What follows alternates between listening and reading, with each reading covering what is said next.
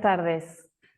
Es una inmensa alegría reencontrarnos en este espacio virtual para asistir al ciclo de conferencias que dimos en llamar Bioética 4, Crecer en Humanidad. Comenzamos estos ciclos en el año 2020, conmemorando los 50 años de la bioética, y hoy llegamos a nuestra cuarta edición. Los invitamos a visitar nuestro blog ateneodecultura.blogspot.com. Allí podrán acceder a las grabaciones de todas las conferencias de bioéticas dictadas por prestigiosos exponentes en temas como naprotecnología, cuidados al inicio y al final de la vida, eutanasia, objeción de conciencia, entre otros. En el chat les recordamos el link de nuestro blog. Agradecemos la inscripción a los más de 60 participantes de distintos lugares del país y también del exterior. Recordamos que el Ateneo de Cultura de la ciudad de Santa Fe, República Argentina, tiene como objetivos la formación cultural, científica y humana y proyecta sus actividades a la comunidad universitaria, profesional y a la sociedad en general. Enmarcado en el espíritu de la búsqueda de Dios, tratando de vivir la fe en medio del estudio, el trabajo y todas las actividades ordinarias, convirtiendo así todos los momentos y circunstancias de la vida en una ocasión de encuentro con Dios, el servicio a los demás y la mejora de la sociedad.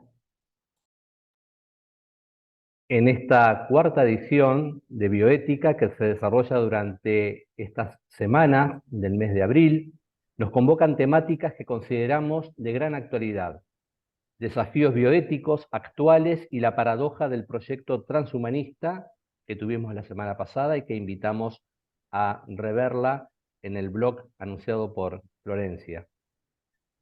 Envejecimiento poblacional y la centralidad del cuidado intergeneracional que veremos hoy.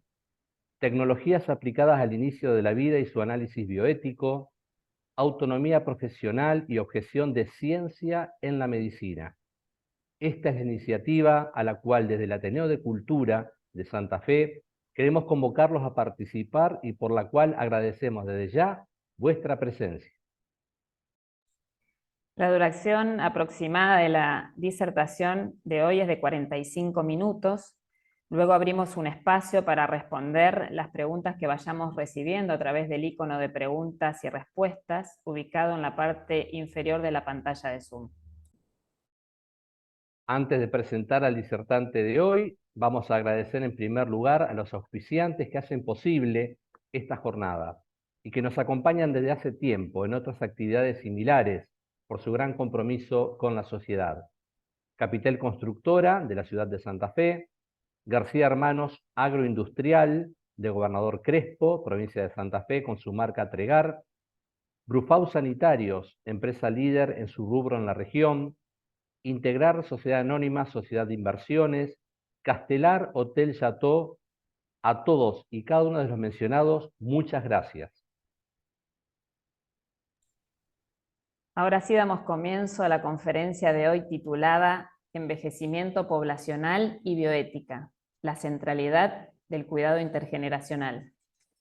Y para ello tenemos el honor de presentar a quien nos acompaña hoy desde Buenos Aires, la doctora Dolores Dinier de Vicente, quien es doctora en Humanidades de la Facultad de Filosofía y Letras de la Universidad de Navarra, España, magíster en Matrimonio y Familia por la misma universidad, licenciada en Organización y Gestión Educativa de la Escuela de Educación de la Universidad Austral, docente de dedicación exclusiva, Instituto de Ciencias de la Familia de la Universidad Austral, coordinadora de investigación del mismo instituto, directora ejecutiva en la Maestría en Intervención en Poblaciones Vulnerables del Instituto de Ciencias de la Familia de la Universidad Austral, responsable de las materias de formación humanística del Instituto de Ciencias de la Familia de la misma universidad, secretaria académica y miembro del Consejo de Dirección del Instituto de Ciencias de la Familia de la Universidad Austral. Ha participado en gran cantidad de congresos, jornadas académicas y simposios nacionales e internacionales. Como docente e investigadora del Instituto de Ciencias de la Familia, es responsable de la línea de las relaciones interpersonales. Cuenta con numerosas publicaciones científicas y es docente en distintas asignaturas de carrera de grado, posgrado y diplomatura de formación profesional, así como de programas de extensión y transferencia universitaria. Está casada hace más de 40 años, tiene 3 hijos y 4 nietos. Modera en esta oportunidad Ariel Trinadori, quien es doctorando en Ciencias Jurídicas por la Universidad Católica de Santa Fe, abogado por la Universidad Nacional del Litoral, licenciado en Ciencias para la Familia de la Universidad Austral, docente universitario de grado y posgrado y miembro del Comité de Ética en Investigación de la Universidad Católica de Santa Fe. Le damos la bienvenida a la doctora Dolores Dimier de Vicente. Tienes la palabra, Dolores. Muchas gracias por esta presentación. Bueno, la verdad es que además me sonreí porque ya tenemos la presencia de un quinto nieto, así que realmente es un motivo de mucha alegría. Gracias por esta invitación. Bueno, ojalá pueda transmitir la importancia de este tema respecto también a los nuevos desafíos y dilemas que tendremos en esta sociedad contemporánea frente al tema del envejecimiento poblacional. Si ustedes me permiten, voy a compartir pantalla para que podamos ver una presentación que nos acompañe.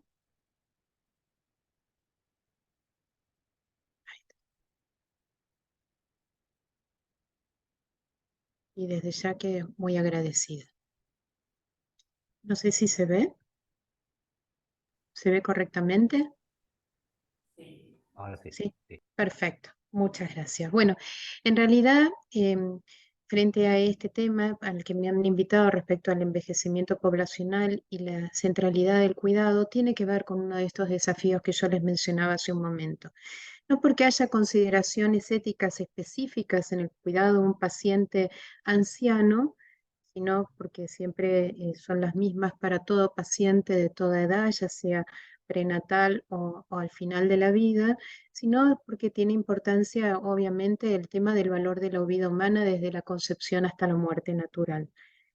Sí es importante respecto a este tema tener dos consideraciones muy específicas. Una tiene que ver con el aumento de la esperanza de vida gracias a los nuevos desarrollos biotecnológicos, médicos y que han aumentado considerablemente y están aumentando considerablemente la expectativa de vida, sino también porque esto está generando grandes cambios y transformaciones a nivel social y, por qué no decirlo, también a nivel familiar. Respecto a este punto, me parece importante tener en cuenta la variabilidad que se está dando en las poblaciones a nivel internacional. En América Latina, Argentina es uno de los países potencialmente más en situación de envejecimiento. O sea, en Argentina hemos aumentado nuestra población envejecida al igual que lo ha hecho, por ejemplo, los últimos 5 años, al igual que lo ha hecho España en los últimos 25 años. Tengamos en consideración que España es el segundo país más envejecido del mundo, con lo cual es importante que pongamos un poquito este tema en la agenda de nuestro país, porque es un tema que realmente va a tener que ser considerado. Si hoy pensamos en Argentina, un niño que nace hoy posiblemente tenga las condiciones que sean adecuadas, una expectativa de vida alrededor de los 110 años. Entonces, esto genera nuevos cambios y nuevos desafíos. Si vemos las pirámides poblacionales, vemos las dos de más arriba, una tiene que ver con 1950 y 1990, lo que podemos ver es que las pirámides poblacionales a nivel mundial han ido agrandándose en cantidad de población, o sea, la dimensión de la población a nivel mundial ha ido aumentando considerablemente en esos 40 años. Pero si vemos las pirámides poblacionales que están debajo, son pirámides de 2020 y del 2030. Ustedes van a poder observar considerablemente cómo este envejecimiento poblacional se da tanto por la cúspide, o sea, por el aumento de la esperanza de vida, como por la base, por la menor cantidad de nacimientos que tenemos hoy día. Nosotros en Argentina aún estamos en posibilidad de hacer un recambio poblacional porque estamos en un recambio poblacional de un bono de un 2.2 aproximadamente. Pero esto si sigue, como lo vamos viendo aquí en la pirámide de la derecha, en el 2030, empezamos a tener diferentes consideraciones en respecto a esto. Todos estos cambios que estamos viviendo en la actualidad como humanidad son cambios absolutamente inéditos por los nuevos patrones de fecundidad, por los nuevos patrones de mortalidad, por el cambio en las urbanizaciones y por también los cambios en las migraciones poblacionales que vamos teniendo en todo el mundo. Particularmente también se sucede esto en Argentina. Veamos las dos bases que están en la parte de abajo. Una plantea la pirámide poblacional en el 2050 y la otra a comienzos del siglo próximo. Esta población del 2050 lo que nos está planteando, y esto también en valores de Argentina, que en el 2050 tendremos 2 adultos mayores por cada niño o adolescente. Entonces, si vemos en este gráfico que está sobre el lado izquierdo, vamos a ver lo que es esta etapa azul que vemos aquí, nos muestra cómo el ser adulto mayor y anciano es una etapa de la vida de mayor extensión en el ciclo vital de una persona. Entonces, estos cambios que se están dando, obviamente que implican muchos desafíos a nivel del sistema de salud, a nivel de acción social y al nivel del sistema jubilatorio también. Respecto a esto, y yo les mencionaba también los cambios que se van dando no solo a nivel social, sino también a nivel familiar. ¿Qué es lo que está sucediendo con las familias? Bueno, muchos autores lo llaman el fenómeno de las familias espárragos. O sea, cada vez conviven más cantidad de generaciones. O sea, hoy en Argentina tenemos familias que tienen 4 a 5 generaciones que están conviviendo, pero cada vez hay menos miembros por generación. Entonces, esto plantea también grandes desafíos en lo que implica algo que reentrama hoy un eje vital familiar, que es el tema del cuidado.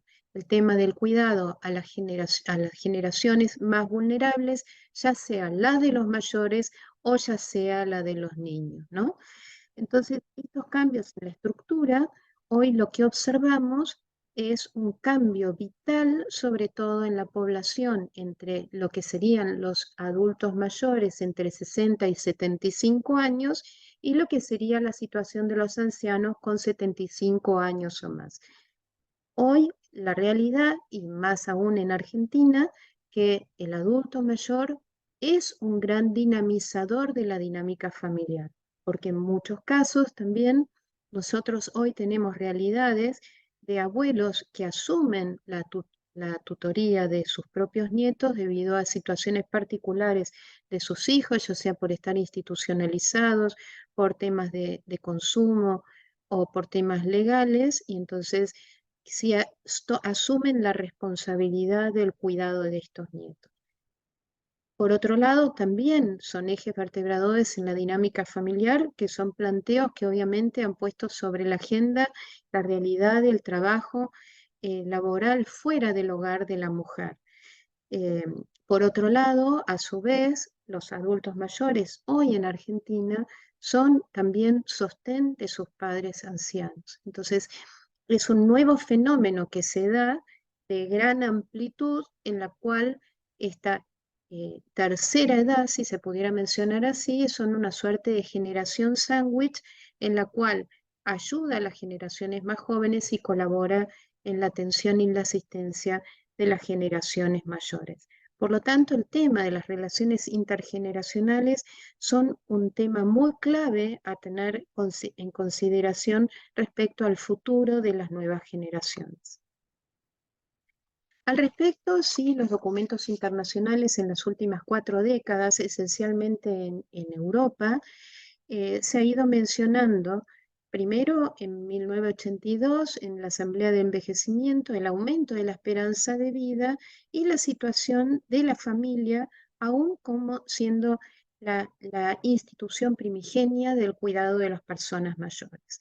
Ya en 1999 se establece por primera vez la terminología de personas mayores y se define como adultos mayores aquellas personas que tengan entre 60 o 65 años, según las reglamentaciones de cada país, y que, bueno, pasan a ser personas de cuidado. Sin embargo, en 2012 se plantea una un nuevo estereotipo, una nueva visión de lo que es ser mayor en la población, y se habla de que, bueno, pasa a ser de un ser de cuidado a un ser activo y participativo. Algo que también asumen los Objetivos de Desarrollo Sostenible y lo toman como la importancia que tiene la participación en el ámbito social, jurídico, particular, en todos los ámbitos que se desarrolla la vida social, que a la vez genera en la persona mayor lo que se llama la percepción del bienestar subjetivo, ¿no? Todo esto, entonces, nos permite ver cómo naturalmente la persona, ¿no? Que toda persona tenemos nuestros propios dones, capacidades, habilidades, y las mismas se ponen en juego y se despliegan o se realizan en función de la apertura y el reconocimiento del poder ponerlos en común hacia los demás. Algo muy opuesto a una cierta visión contemporánea que tenemos respecto a la persona, pero que en el caso de las personas mayores particularmente permiten esto de que se suele decir, permite dar el legado, dejar huella, entregarse a los demás, tener un proyecto en común que sea para las nuevas generaciones. Son planteos absolutamente opuestos a los estereotipos que se han venido manejando respecto al tema de la vejez, respecto a que el edaísmo que fue impregnándose en toda nuestra cultura humana nos planteaba una situación de que la vejez era una situación de descarte, era una situación de, bueno, ya cumplió con su etapa de la vida activa, bueno, ahora llega el momento de permitir pasar a nuevas generaciones. Entonces, esto lo que nos permitiría pensarlo de esta otra manera es que uno va generando una riqueza a partir de lo que yo suelo decir una prosperidad humanitaria. No se mide en bienes tangibles, sino intangibles por los aportes y por lo que significa la participación de las personas mayores y los valores que se pueden transmitir. Asimismo, también es importante que tengamos en cuenta aspectos que tienen que ver con no confundir la calidad de vida con el bienestar subjetivo. Esta otra visión que yo les estaba planteando de prosperidad humanitaria, en la cual justamente vemos a la persona mayor en esta posibilidad de generar un binomio rico entre distintas generaciones, justamente lo que nos permite es cambiar esta suerte de trilogía que se puede dar entre el bienestar, la felicidad y la calidad de vida, para encontrarnos justamente que más allá de las condiciones personales, porque sabemos que entre las personas mayores prima la pérdida a veces de capacidades, la pérdida de un estatus laboral, la pérdida de un estatus social, la pérdida de espacios de participación, para poder entender que más allá de las pérdidas, la calidad de vida se transmite a través y trasciende justamente y se impregna a partir del bienestar subjetivo, trascendiendo e impregnando lo que significa la verdadera y profunda felicidad. ¿Qué implica esto? Bueno, dos planteos entre lo eudonómico y lo hedónico, que es lo más propio de esta sociedad posmoderna, en la cual justamente permite el desarrollo y la realización personal a partir de la plenitud y la visión humanística del tema. Yo les mencionaba hace un momentito que dentro de los objetivos de desarrollo sostenible, el tema de los vínculos intergeneracionales es un tema clave. Es un tema clave que también se está trabajando en lo que se llaman las ciudades amigables.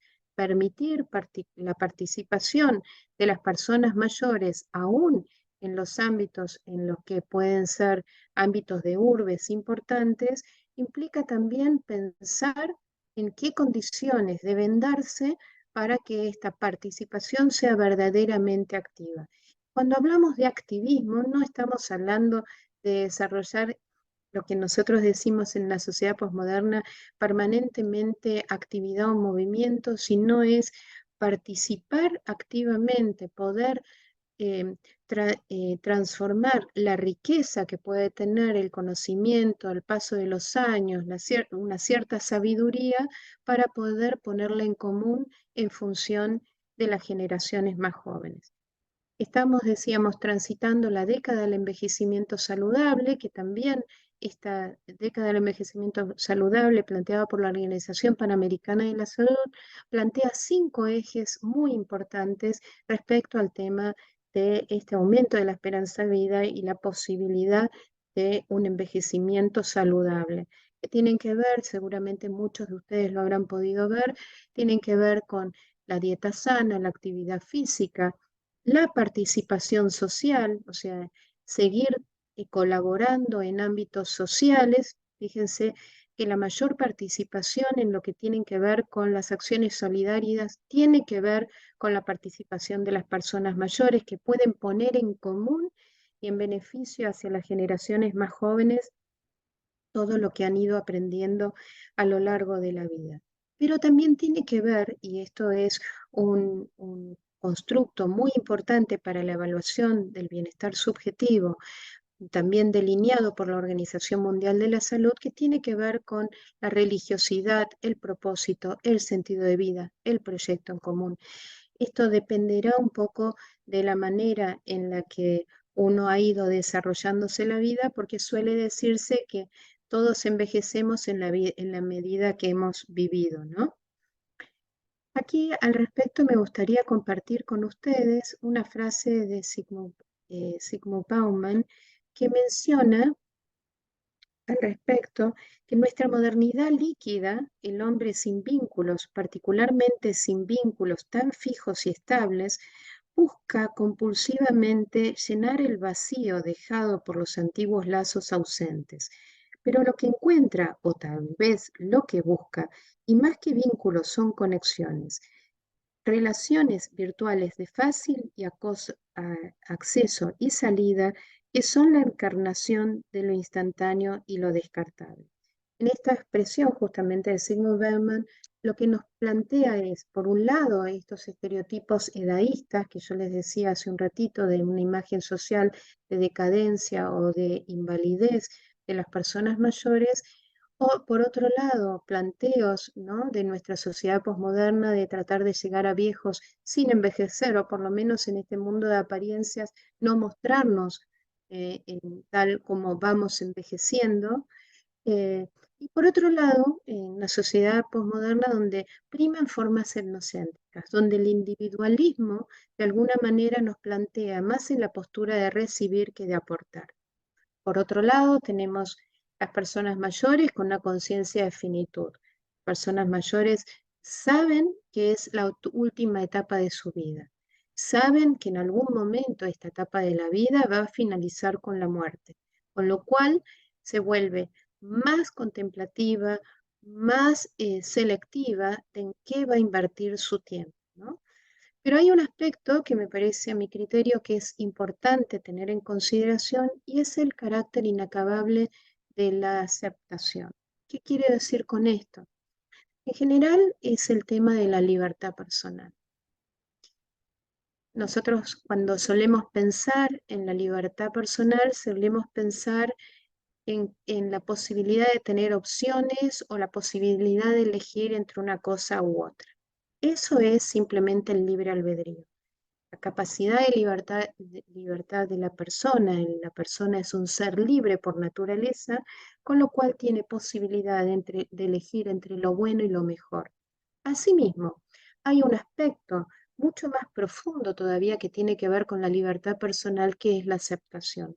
No todo lo que vivimos en la vida lo elegimos, pero sin embargo podemos elegir cómo vivirlo. Y eso reclama un horizonte de aceptación incondicional.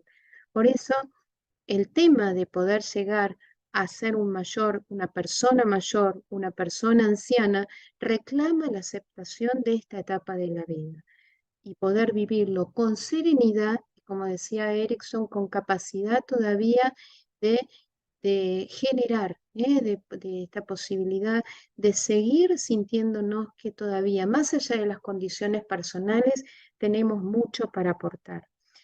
Por lo tanto, saber vivir implica un horizonte de significación de la propia vida.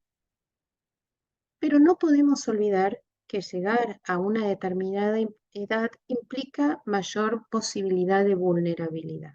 Ahora, respecto al concepto de vulnerabilidad, que sabemos que proviene del latín, que implica justamente huida, me gustaría que nos quedáramos en el habilis, en la posibilidad que tenemos todos de potenciar, en la posibilidad que tenemos todos todavía de reconocer que tenemos habilidades y potencias abiertas más allá de las condiciones particulares.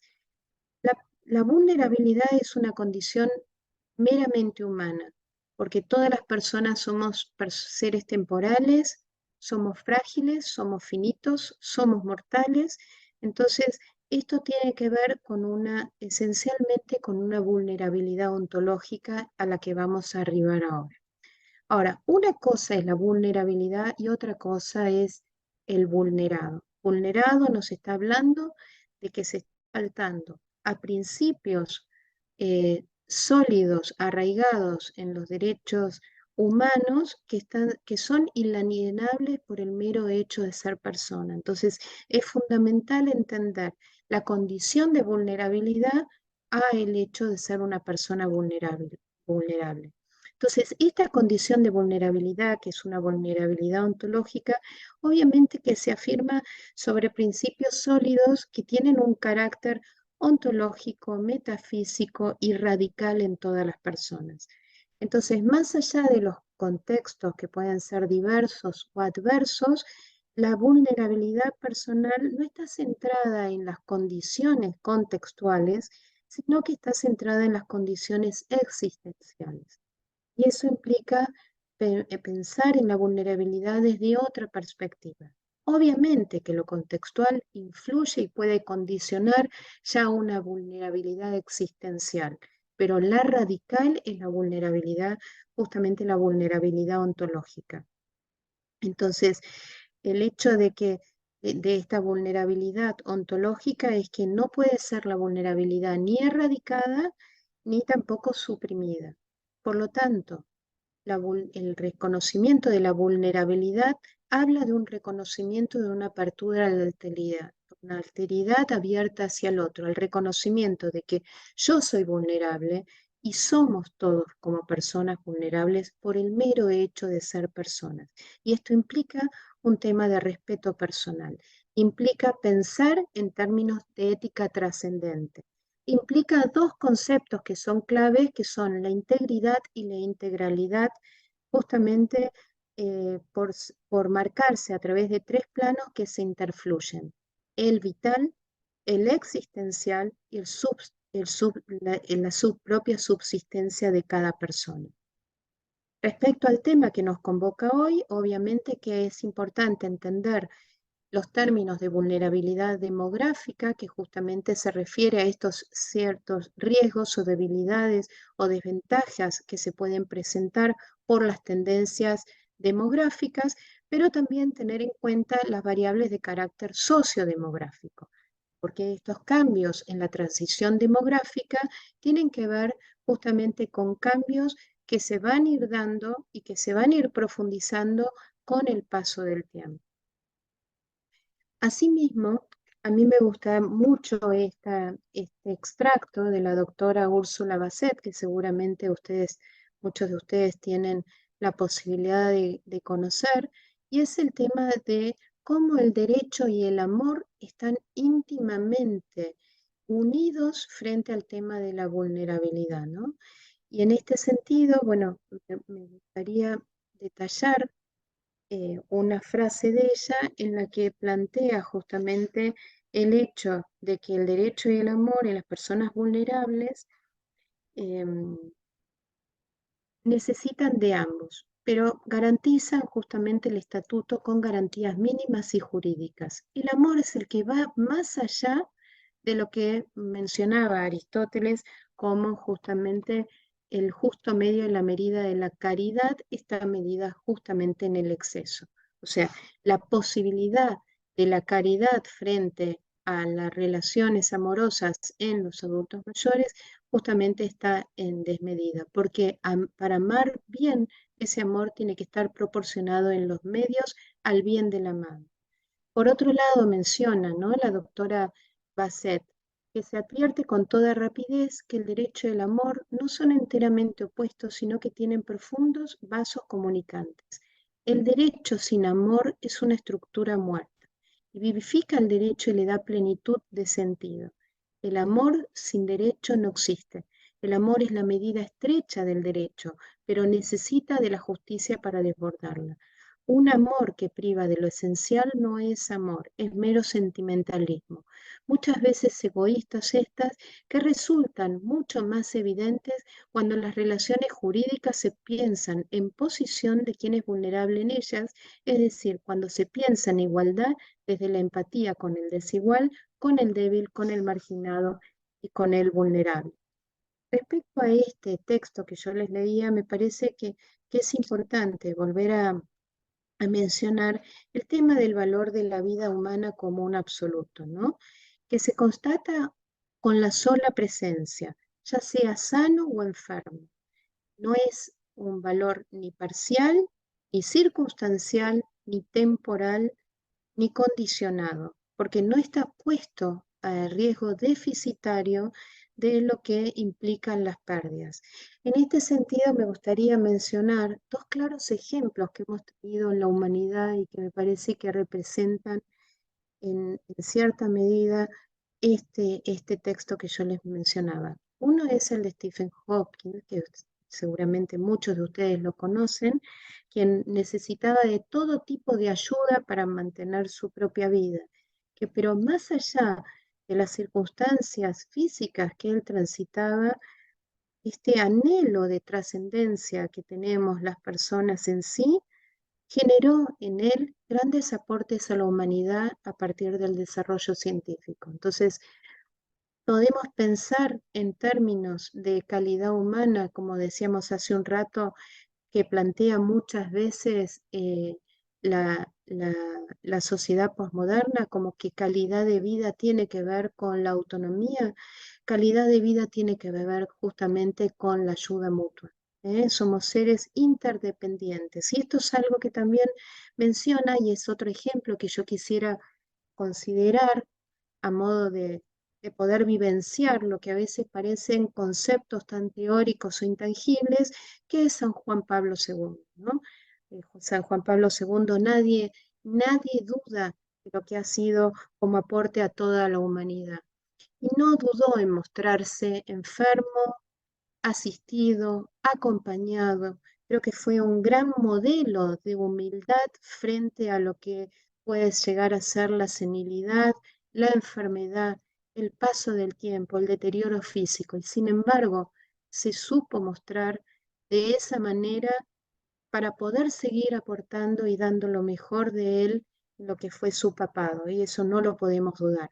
Ahora, tomando a San Juan Pablo II, o sea, cuando fue nuestro gran filósofo Karol Wojtyla en el libro Persona y Acción menciona justamente algo muy importante en lo que tiene que ver con la persona, ¿no? Y que tiene que ver justamente con este tema que estamos aquí tratando. Y es el tema que él eh, menciona al telos, ¿no? Al telos, al sentido, al fin, ¿sí? Como fin y como con fin. Él lo menciona como en dos dimensiones muy importantes. No hay fin, no hay sentido de vida si por otro lado no hay confín. No hay un trabajo inmanente intrapersonal de mayor profundidad. Entonces, esta dinámica que nos plantea en Persona y Acción Carol Wojtyla en su momento, desde esta perspectiva y este enfoque personalista, justamente eh, nos demuestra, ¿no?, que es fundamental no solo el tema de trascender, sino también del enriquecimiento personal. Y eso es justamente lo que se puede trascender hacia sí mismo y hacia los demás. Al respecto, una frase de la Madre Teresa de Calcuta y es el tema de la soledad.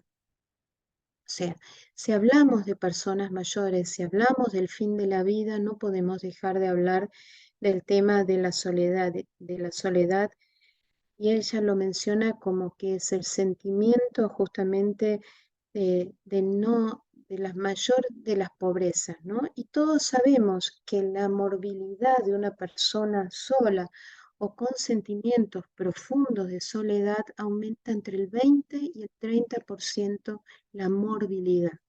Este es un porcentaje que no podemos dejar de mencionarlo, porque es un tema clave en el tema del fin de la vida, ¿no? Asimismo, plantear el tema de la soledad justamente como padecimiento. La Organización Mundial de la Salud, el tema de la soledad, lo ha mencionado en 2019. Miren que fue previo a la pandemia y esto seguramente se debe haber reafirmado después de la pandemia como una epidemia mundial. Sabemos que la pandemia ha dejado profundas huellas en temas justamente de soledad y lo que ha sido vivenciar la muerte, sobre todo de las personas mayores, en soledad, ¿no? Entonces, pensarlo en estos términos nos plantea, y creo que ahí es donde tenemos que empezar a enfocar nuestras visiones frente a la realidad de lo que son las redes sociales humanas versus la autoperpetuación, o el mayor y menor contacto social, y lo que son las relaciones interpersonales e intergeneracionales.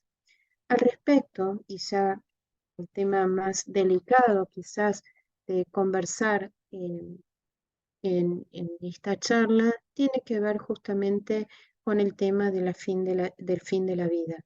Esta foto que yo se la muestro y realmente con mucha emoción, tiene que ver con una foto tomada en el Hospital Solidario COVID Austral, en oportunidad justamente de la pandemia, ¿no? Donde se trató de mejorar todas las posibilidades que teníamos para poder estar cerca de las personas aún en situación de fin de vida. Esta expresión de concepción arenal creo que lo menciona y lo define con gran profundidad. El hombre aislado y solo se siente débil, pero es débil. Todas las personas tenemos la certeza de que todos alguna vez vamos a morir y también todos tenemos la certeza de que no sabemos cuándo vamos a morir. Pero la realidad es que la muerte es un hecho natural, que debe ser respetado al igual que la vida, que tampoco puede ser promovido el padecimiento físico, psíquico y espiritual, sino que quienes transitan por una situación de dolor o de sufrimiento debe estar acompañado y asistido, ¿sí? Siempre por la presencia de nosotros, de otras personas, ¿sí? Em, Frente a esto y la realidad de la muerte, y sabemos que em, así como la enfermedad, el dolor, el nacimiento y la felicidad también son realidades naturalmente humanas y que son manifestaciones interdependientes. En este caso también, frente a esta situación, la persona no puede ser ni cosificada ni instrumentalizada, pero tampoco puede ser abandonada. Por lo tanto, eh, ante esta situación y cuando se extinguen las palabras, lo más importante es la presencia de un otro y poder justamente llegar al corazón, ¿sí? Más allá de, de lo que es profundamente los sentimientos, el poder estar con la mirada, con la sonrisa, con la caricia, con esos mismos sentidos que fueron los primeros con que llegamos a la vida, que sigan siendo los últimos con que nos iremos de la vida, ¿no? Toda persona tiene una identidad propia, tiene un nombre propio y tiene un rostro personal que puede manifestar su interioridad y su espiritualidad. Al respecto, no podemos tampoco dejar de mencionar el tema de la soledad y del maltrato.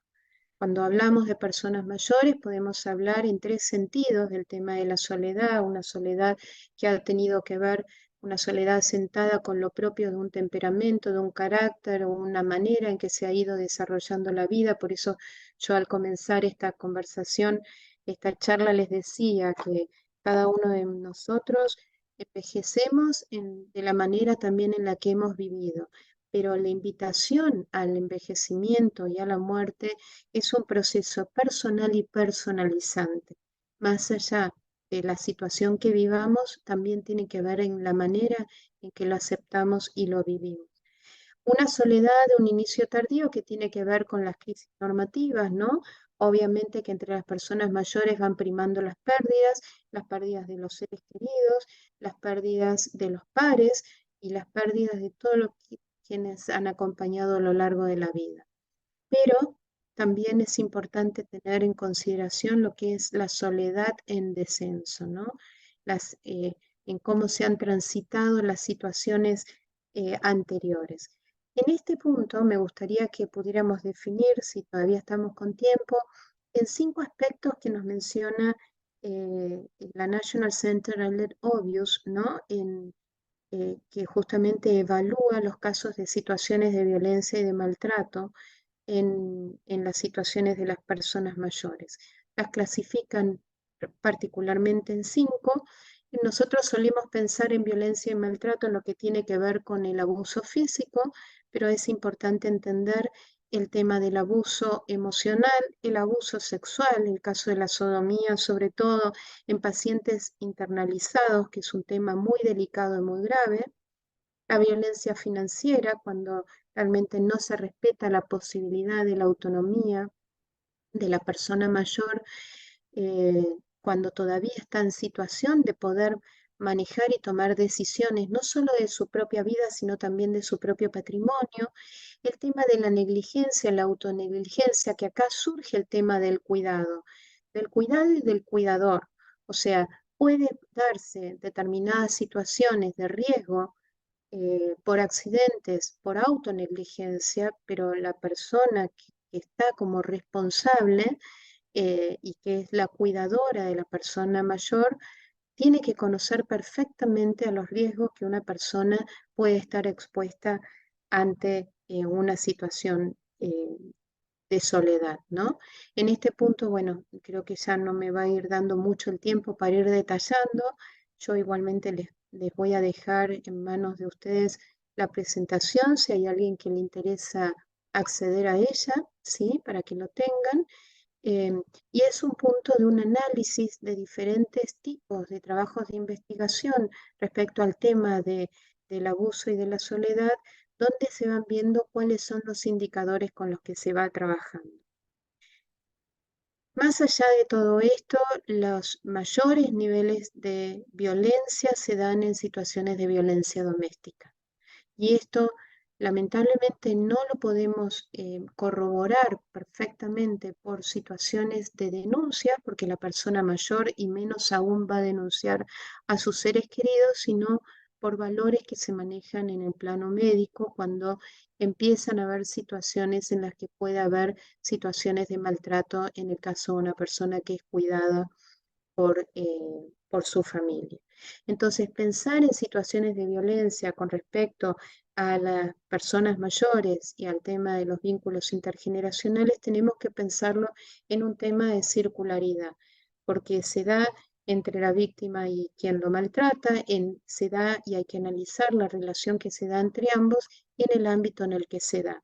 Hay mayor riesgo aún en caso de que sean vínculos más cercanos y más estrechos, afectivamente más cercanos y también cuando sean en ámbitos que son los espacios propios, ¿no?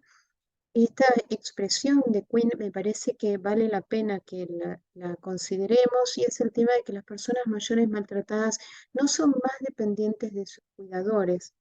Siento que a veces los cuidadores maltratadores sí son realmente mayores dependientes de quienes son maltratados. Al respecto, bueno, y para ir eh, considerando, bueno, obviamente que siempre, perdón, siempre soy un poco más extensa de lo que quisiera. Bueno, vemos ciertas conceptualizaciones que tienen que ver con la familia. Y en este sentido es importante que tengamos en cuenta algunos aspectos que, si bien la Organización Panamericana de la Salud en su primer artículo, ya en el 2003, menciona que la familia es el primer agente promotor de salud de toda persona y de toda edad, es importante tenerlo en cuenta respecto a lo que implica la realización personal y las relaciones intergeneracionales. Al respecto, yo les mencionaba hace un ratito que el eje vertebrador hoy dentro del ámbito familiar tiene que ver justamente con los vínculos intergeneracionales. Tres trabajos de investigación que me parecen claves a la hora de considerar cuando hablamos de economía del cuidado.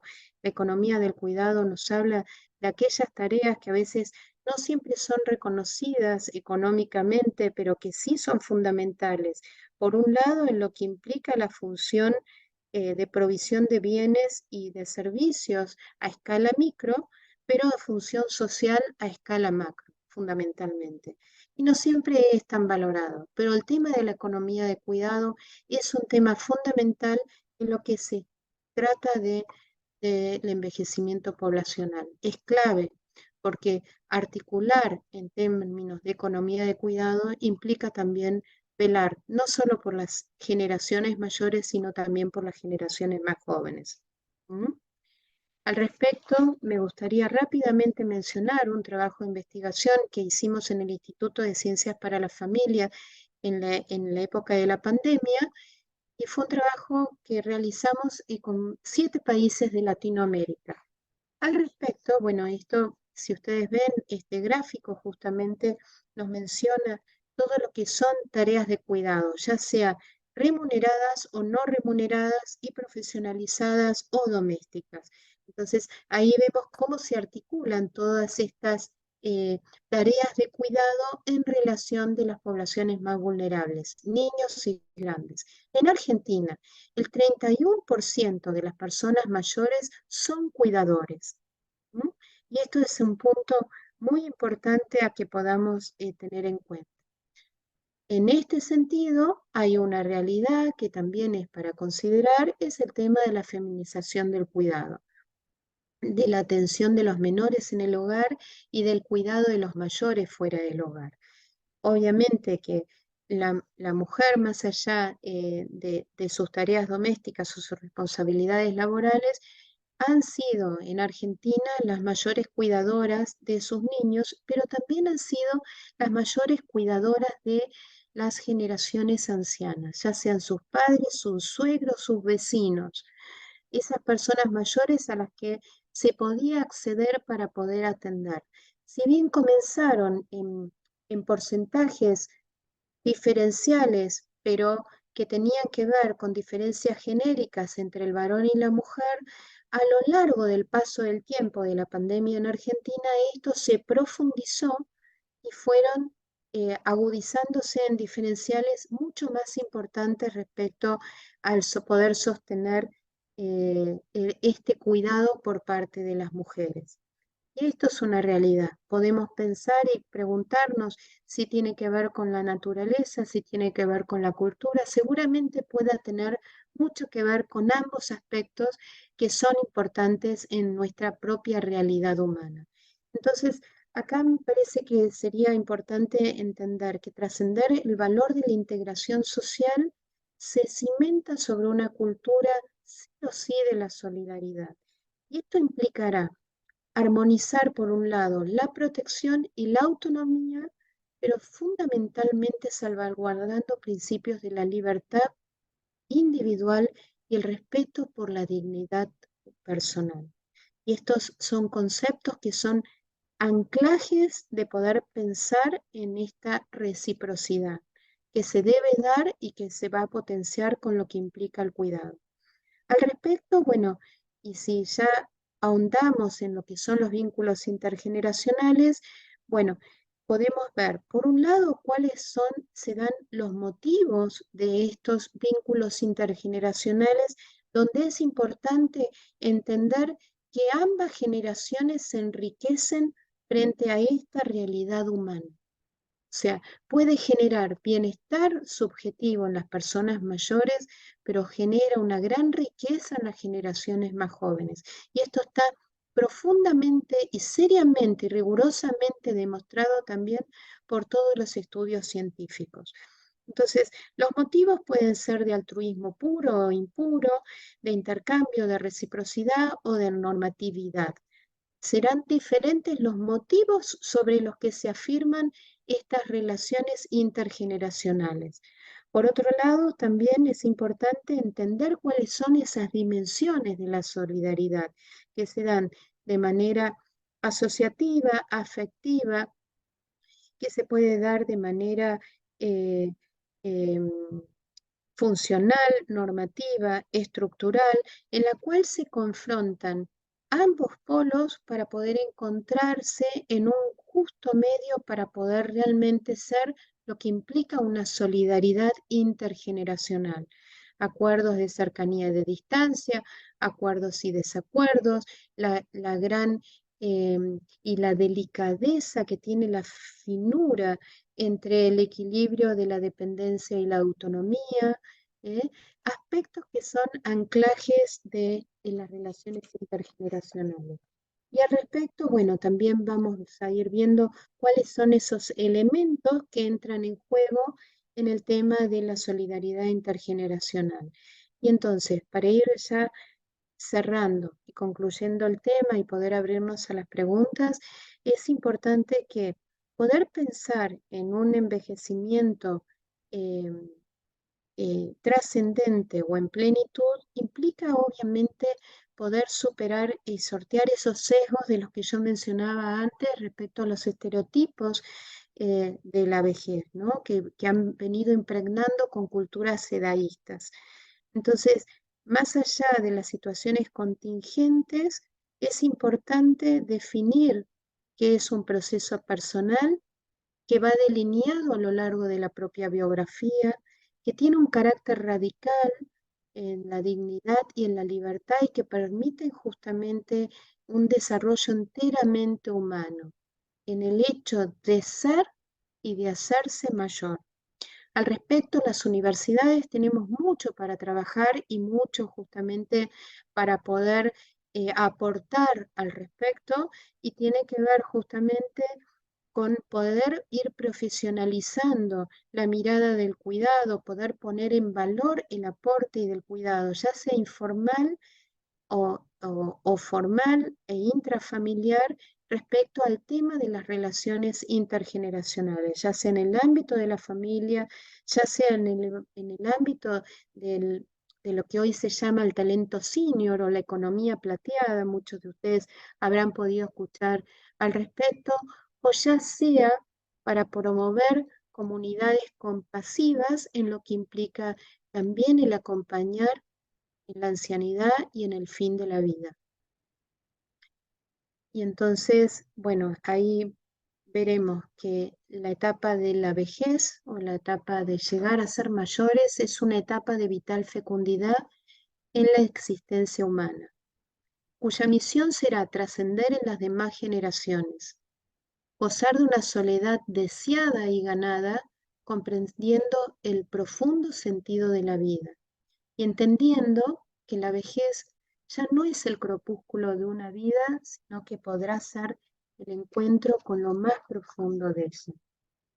Y al respecto, entonces un poco los temas que fuimos viendo tienen que ver justamente con la articulación de todos estos puntos que fuimos conversando para poder llegar a lo que significa una humanización de la cultura. Y en este sentido, la frase de Víctor Hugo y respecto al tema de las relaciones intergeneracionales, Víctor Hugo decía, y si fuego es lo que arde en los jóvenes, luz es lo que vemos en los ojos del anciano.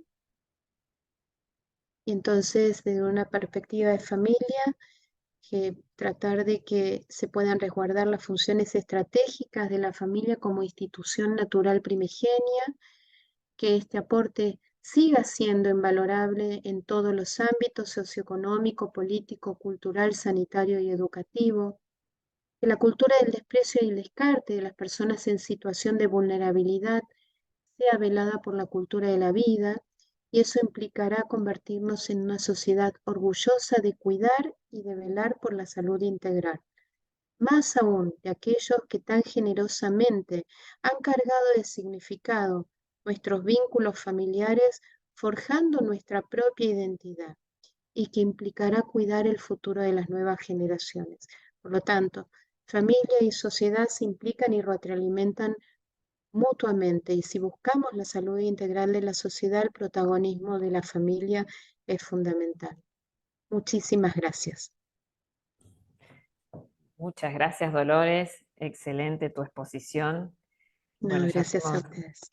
recibiendo preguntas, así que le voy a dar el pase a Ariel, que va a moderar este espacio. Gracias. Muchas gracias. Bueno, muchas gracias, Dolores. Nos has planteado un panorama, la verdad que bueno, llama la atención porque uno puede pensar que a lo mejor este sector de la población no tiene la complejidad de cómo lo has planteado, ¿no? A esta cuestión del cuidado y este diálogo intergeneracional que también nos planteabas. Así que bueno, muchas gracias por esta luz que nos trajiste sobre este tema, así que la verdad que excelente, muchas gracias. Gracias, Ariel. Y queda mi presentación a disposición. Buenísimo.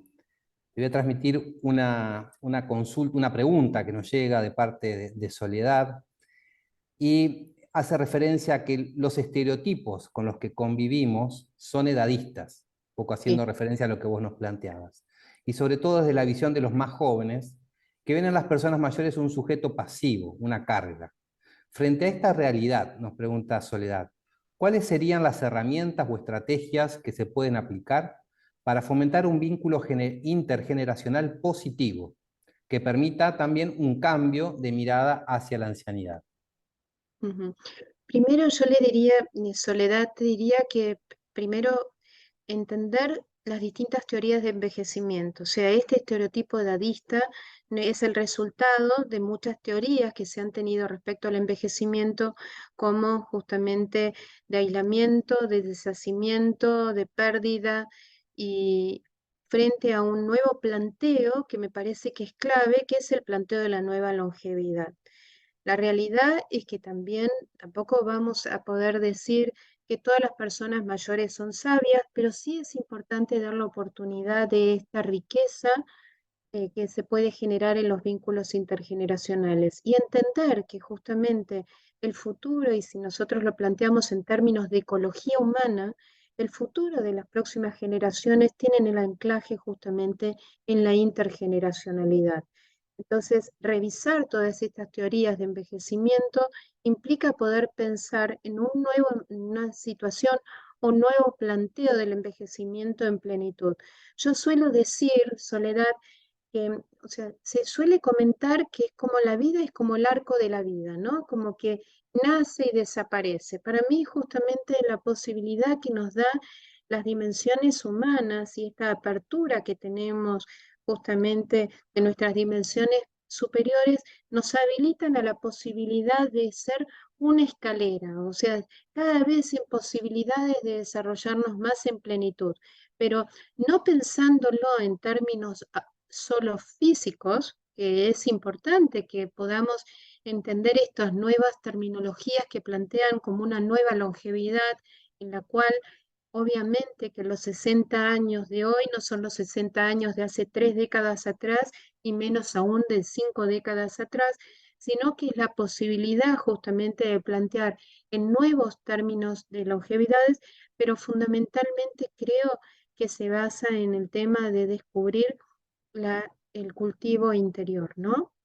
Ya yo planteé acá el tema de la soledad, que es un tema que hoy, fíjense que nos une a dos etapas de la vida que son muy vulnerables frente a la realidad existencial. Una es la adolescencia y otra es la vejez, ¿sí? La adolescencia, y que además, bueno, si nosotros tristemente analizamos las tasas de suicidio que tenemos, se dan sobre todo en estos dos puntos, en estas dos etapas de la vida tan importantes.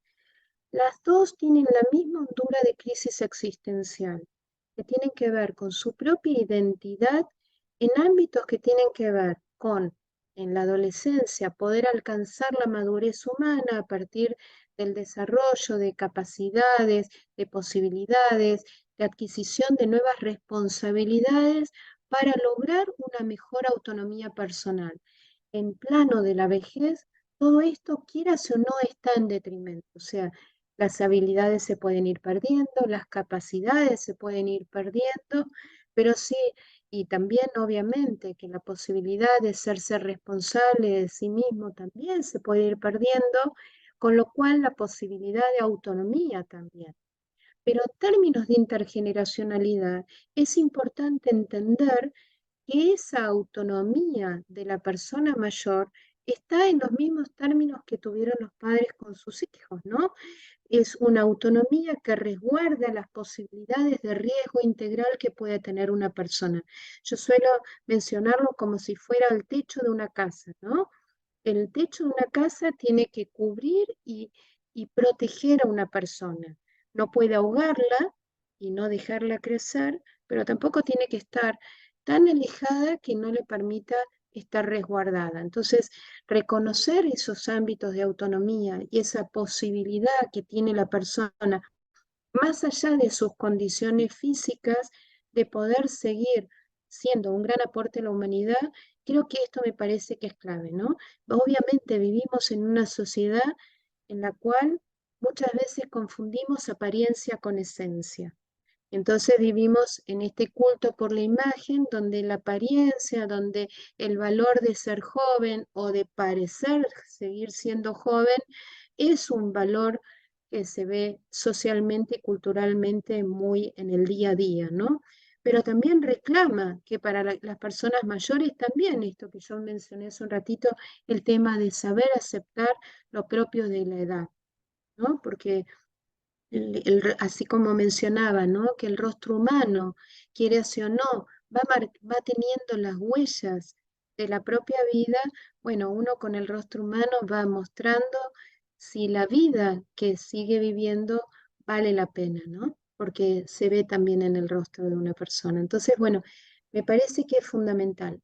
En lo social se está trabajando mucho en desarrollar programas y proyectos intergeneracionales.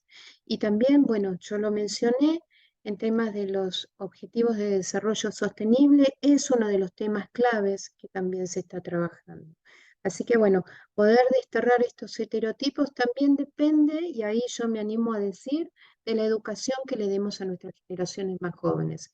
Y creo que ahí es donde los padres tenemos mucha responsabilidad y tenemos mucho para decir, no solo por lo que queremos transmitir, sino por lo que vivimos, en ese respeto hacia las generaciones mayores. Y eso me parece que es fundamental. Todos sabemos que se educa más con el ejemplo que con los sermones que podemos dar, ¿no? Pero me parece que es clave el tema de la educación. Buenísimo, Lorenz, tal cual, así como lo planteás, este tema del ejemplo, que también mirándolo en función de la sustentabilidad, ¿no? Porque también en la medida de cómo cuidemos, también creo yo, por ahí es muy básico lo que voy a decir, pero así también nos van a cuidar a nosotros con ese ejemplo y esa vivencia familiar que, como vos decís, se educa más con el ejemplo que con las palabras. Entonces, en ese diálogo intergeneracional, qué importante es esta mirada que nos planteás. Sí, ahí interpela siempre la libertad personal, ¿no? Interpela que cada uno después Sí, de los su distintos libertad. aspectos de cómo se manifestaba esa solidaridad que nos planteaba, ¿no? Exacto, pero me parece que es fundamental que los padres o los abuelos sepamos transmitir la importancia del cuidado por el otro. Me parece que eso es fundamental y se mama en el hogar. ¿Eh?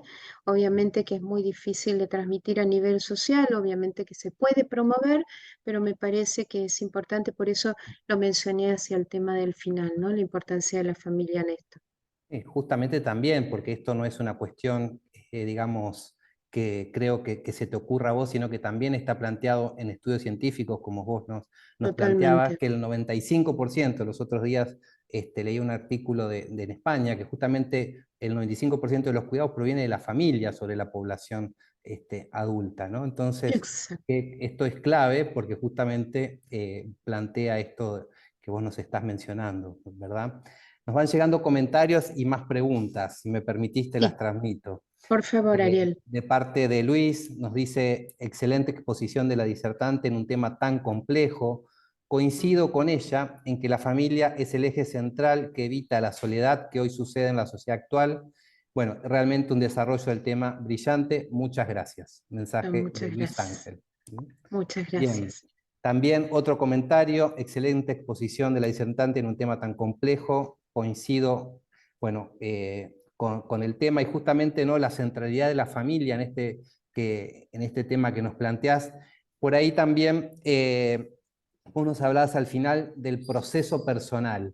Yo ahí creo que también que ese proceso personal va acompañado necesariamente de un proceso de la red, ¿no? Del entorno, de la familia que acompaña y que cuida, que también hace su propio proceso, ¿no? En ese acompañar. Entonces, ¿qué, qué nos podés por ahí también aportar en ese sentido? Porque también, a ver, esta cuestión que vos nos decías, tampoco hay que idealizar, porque ese grupo familiar, esa red de cuidado, también sufre estrés, sufre agotamiento, muchas veces no cuenta con las herramientas necesarias, entonces también desde ahí, ¿no? ¿Qué nos puedes aportar? ¿Qué ideas nos puedes sugerir al respecto también?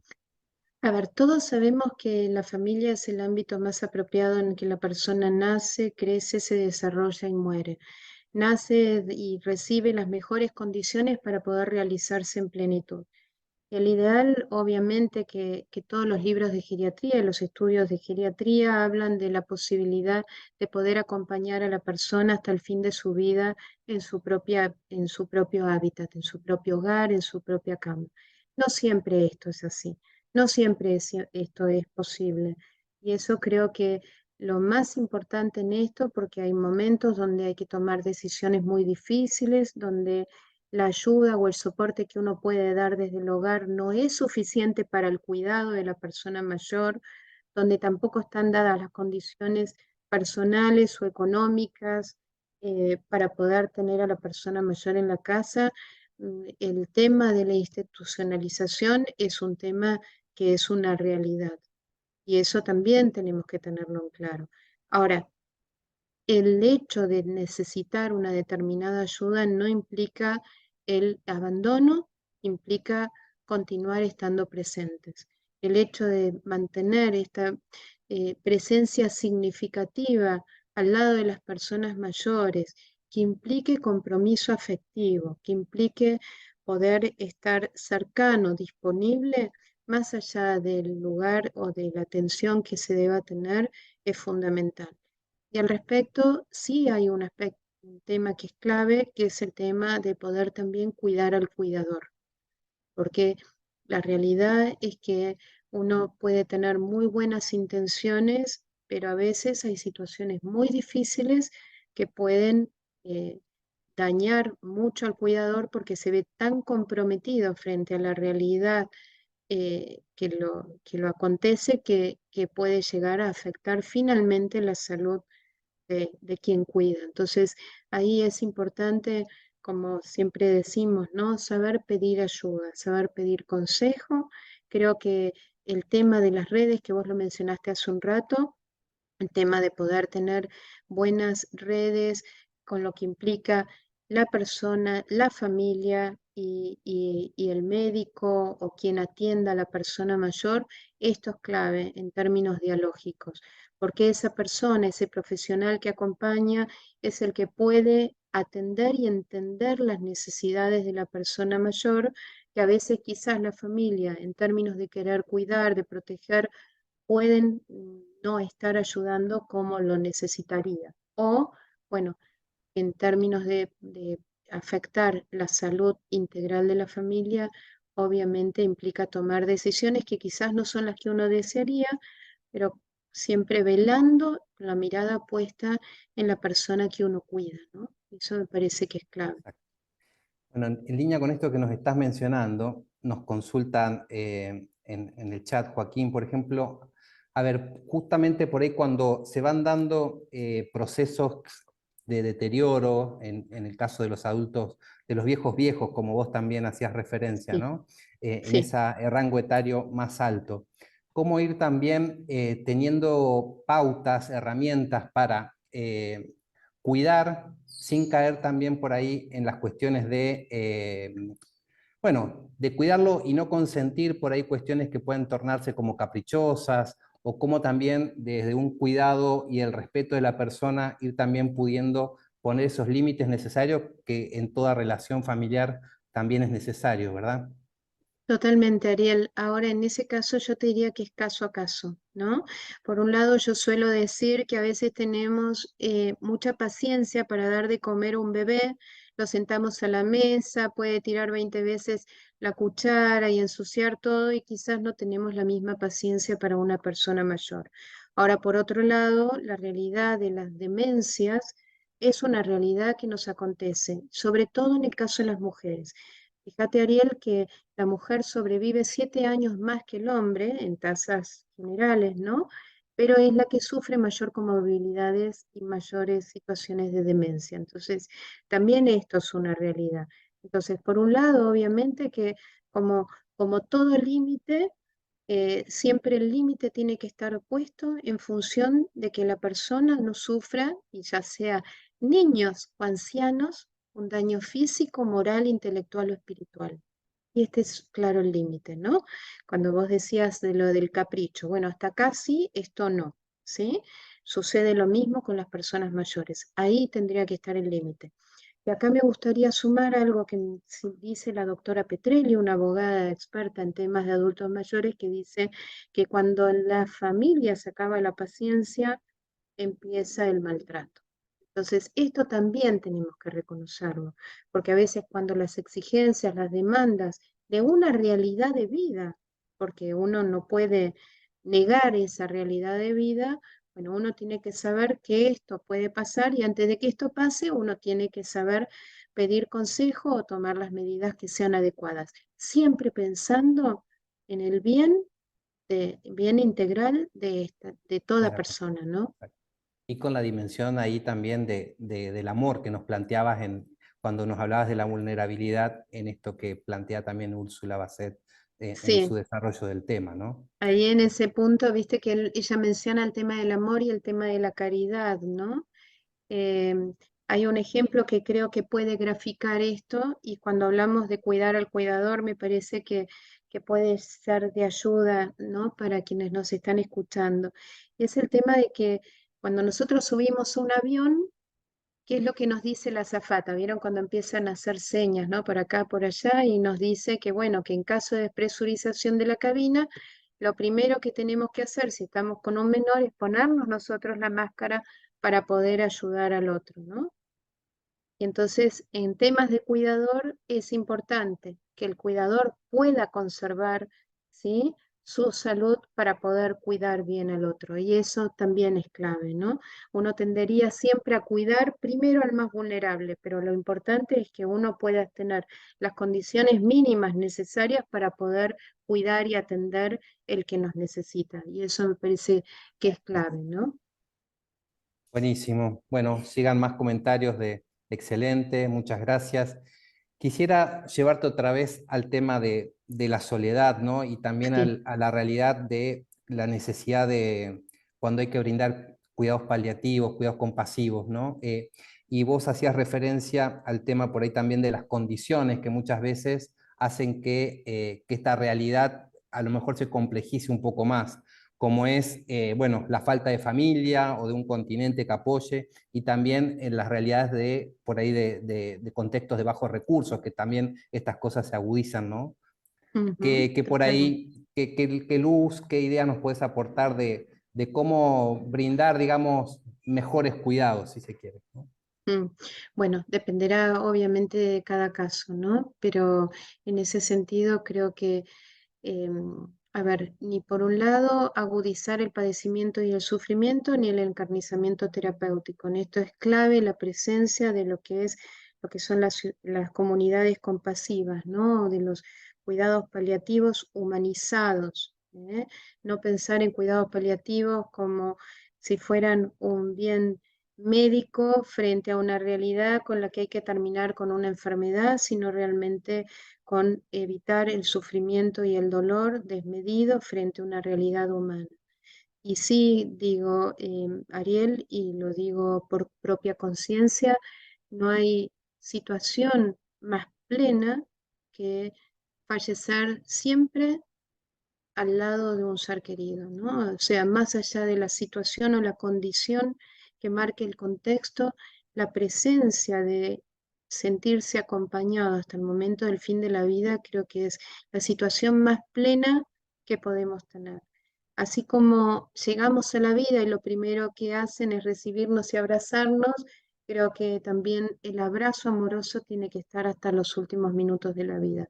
Dependerá de cada caso, de cada enfermedad, pero también dependerá de la decisión de poder amorosamente acoger hasta el último minuto de la vida del ser que está falleciendo, ¿no? Muchas gracias, Dolores. No, por También en favor. otro pasaje de tu exposición, me llamó la atención el planteo que nos hacías de contraponer de alguna manera, porque ibas enumerando que esta etapa del ciclo vital se van dando muchas pérdidas, ¿no? Pero Ujú, contra esas pérdidas también planteabas un horizonte de felicidad, no de calidad de ujú. vida, no de autonomía, sino que esa mirada propositiva, ¿no? De esa posibilidad en el horizonte. Y por eso que decías vos ante esa muchas pérdidas de esperanza o de, digamos, pérdida de sentido también de la vida, ¿no? Que también lo planteabas de alguna manera.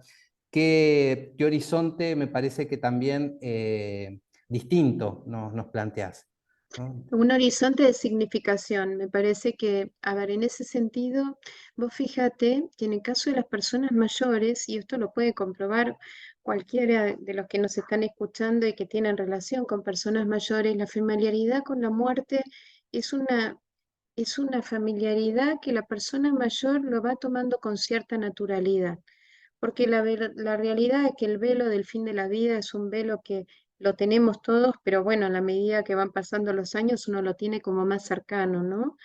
Pero esto tiene que ver justamente con el cultivo interior. Por eso me parecía que era importante esta cita del texto de Persona y Acción de Juan Pablo, de Carol Boitila, en realidad, el tema del fin y el confín, o sea, el sentido, el telos de la propia vida, pero enriquece en definitiva un trabajo interpersonal muy importante. Entonces, el cultivo interior es lo que permite justamente poder entender que una vida, que un envejecimiento trascendente es una vida con significado. Y esa vida con significado, yo suelo decirlo cuando me ha tocado trabajar con personas mayores, decir, bueno, nosotros tenemos en nuestras manos la posibilidad de dejar una huella o dejar heridas. Entonces, ¿qué sentido le quiero dar a mi vida? ¿Es dejar un legado? ¿Es dejar algo bueno para las futuras generaciones? ¿O soy esa persona cascarrabia, enojosa, que vive lastimando, generando culpa a los demás si están o no están? Creo que ahí es donde es muy importante poder trabajar. El tema del propósito, la religiosidad es una condición muy importante en el bienestar subjetivo más allá de la fe que uno profese, tiene que ver con justamente esta mirada puesta en lo trascendente, ¿no? Eh, y me parece que eso es fundamental. Y por eso digo, esos anhelos de trascendencia que tenemos naturalmente las personas desde esta mirada ontológica, es el anhelo que nos da de esperanza, ¿no? Que más allá de lo que ha sido el paso de cada uno de nosotros por la vida, es lo que podemos dejar en nuestra vida. Y creo que eso tiene mucho, mucho sentido. No es pensarlo como un arco, sino con el encuentro de lo más profundo de la vida, no como un crepúsculo, sino con una nueva luminosidad. Me parece que es clave, ¿no? Buenísimo. Y el agotarse, como es el exprimirse hasta lo último, también y como decías en un momento, que tome dimensión también ese protagonismo social, ¿no? Ese dejar huella que nos decís como oportunidad de servicio, ¿no? Que también eso me Total, parecía interesante totalmente. mencionarlo.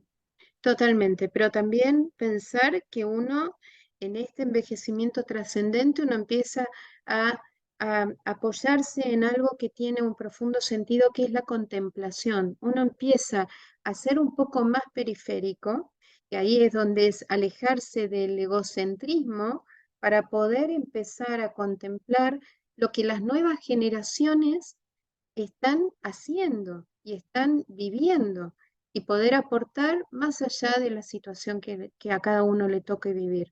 O sea, no lo físico y lo corpóreo no es limitante de la posibilidad de seguir desarrollándonos en plenitud. No, no va por ahí la importancia de nuestro servicio y de nuestra vocación abierta a los demás. En esa relación que hacías también hoy por ahí del inicio y el fin, ¿no? De Sí, las etapas de la vida, que también puede tornarse que en esa similitud o en ese espejo que muchas veces tiende a hacerse, eh, por ahí también en ese cuidado se tiende a infantilizar a ese adulto mayor y hace que también ese cuidado se desdibuje, se tergiverse. ¿Qué nos podés mencionar en ese bueno, sentido? excelente que me permitas mencionarlo. Cuando yo les mostré estas variables que estudia las mediciones justamente de abuso y de violencia internacionales, el infantilismo es una de las variables, porque es una manera, esto del abuelito, esto de minimizarlo, esto, bueno, justamente es una manera de violencia hacia la persona mayor. Totalmente de acuerdo al respecto, totalmente de acuerdo.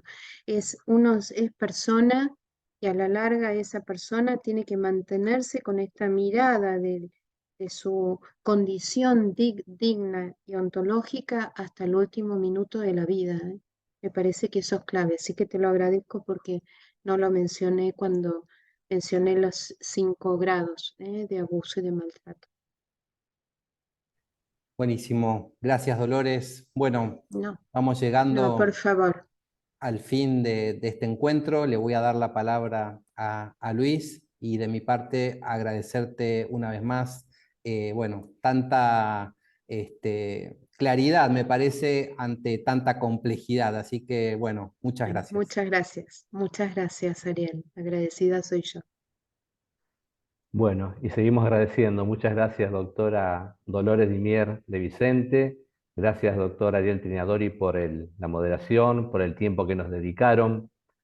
Muchas gracias nuevamente a nuestros auspiciantes que hacen posible este ciclo de bioética, Crecer en Humanidad, Capital Constructora, Brufau Sanitarios, Integrar Sociedad de Inversiones, Castelar Hotel Chateau y Tregar.